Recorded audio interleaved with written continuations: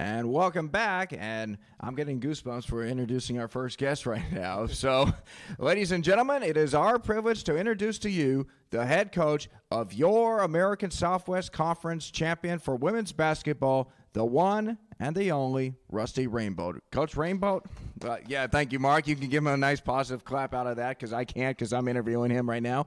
Well, we're both are. But Coach Rainbolt, ASC champion head coach, has that sunk in yet? You know, I think it has, to be honest with you. I think we're all very, very thankful for that. But as you guys know, we're not done. So we're not going to sit and just rest on that and that accomplishment. The Lord's not done with us yet. So we're focused moving forward for right now. Coach, it's been a fantastic run for your entire team, for your just for this entire year. It's just been absolutely amazing. And me and Kenneth were just talking, just saying that if you were to ask us last year where the team was, if they would win the ASC championship a year later, we think it would be absolutely crazy. But you guys got it done. Was there a particular game in the tournament or just overall this season that kind of stood out to you where you said, you know what, the Lord is really at work with this team, or you know what, this is going to be a fantastic year? Was there a game that stood out for you? You know, I don't know if there's one specific game where you would say, like, okay, that's a monumental moment where you just know, like, something good can happen.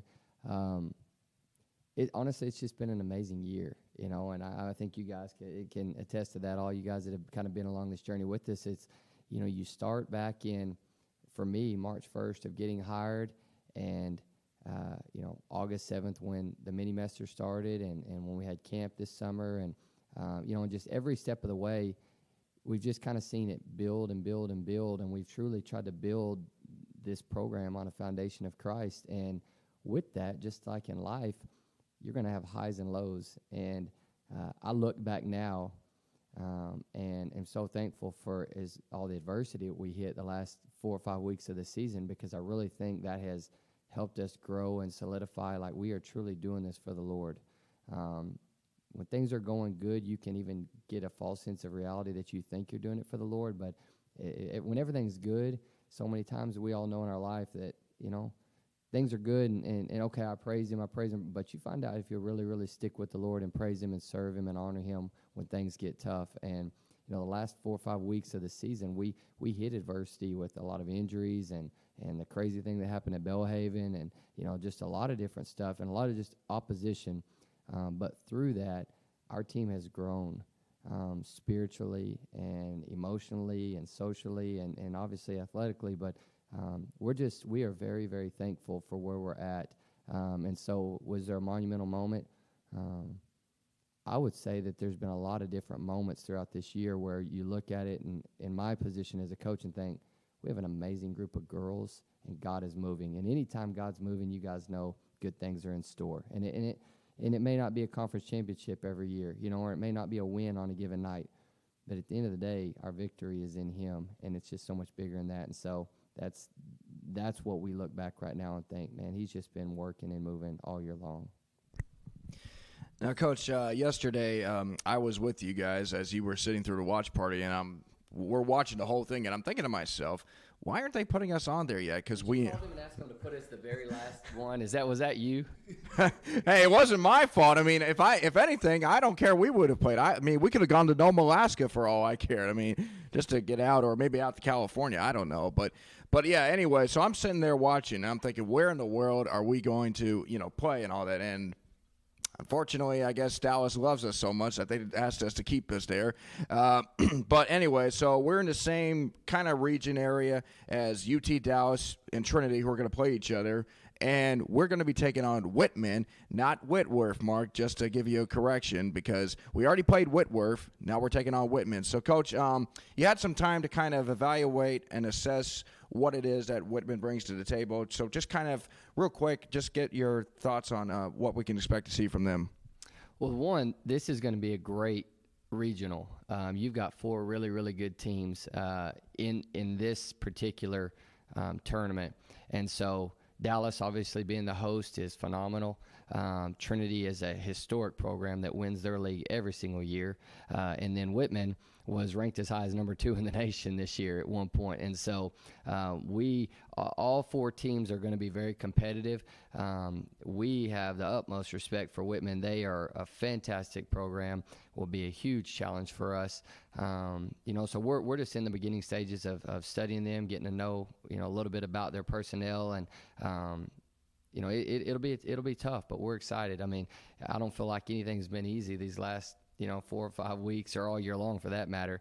And so we're not expecting anything less than Whitman's best, and hopefully we'll show up and play our best. And so, but they are very, very poised, very experienced. They expect to win and win big in big games. They have a great point guard. She was the player of the league, player of the year in that league up there, senior, and she's a very good player. And then they've got their 2 starting post players shoot well over 50% from the field, are athletic or tough or experienced. And then they've got a whole plethora of kids, after that, they can shoot it. The thing that's the most impressive about them is they play consistently about 8 deep that play double-digit minutes. And I think there's only 2 of those kids that have more turnovers than assists. As a team, they are unbelievable assist-to-turnover ratio. So they pass the ball and take care of the ball very, very well. So, again, this time of year, in my opinion, Coach Henson may disagree with this, but in my opinion, you win off of your defense and your rebounding. And so we've tried to build our team that way. But, Whitman is definitely a team that are great offensively and good defensively too, don't get me wrong. But, we're going to have to find a way to slow the ball down and guard them and eliminate open shots and make everything contested, because they shoot the ball very well as a team. All right. Well, Coach Rainbolt, unless you got another question to ask Mark. I actually do have one more. I've been wondering something, Coach Rainbolt, aside from, talking about all, the strategies, where you're going to do next game. Personal question for me is, who's your favorite basketball player growing up? I've always wondered. I always kind of wondered, who's Coach Kern's favorite player, who's Coach Rainbolt's favorite player. So who's that one player you like to follow growing up? Well, I've had this discussion a ton. My favorite player growing up was Shaq. I've always said, and people argue with me, and I completely get their argument, but if I had to take one player to start a team, it would be Shaq.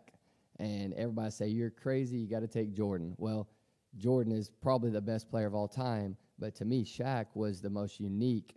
And if you can find a lot of different guards. When people start talking about Jordan, well, then the Kobe comparisons and LeBron and Bird and Magic. I mean, there's nobody that does what Shaq did. He changed the game. And so when you're building a team as a coach, it's all about putting the right pieces to the puzzle around. And I just loved how dominant Shaq was.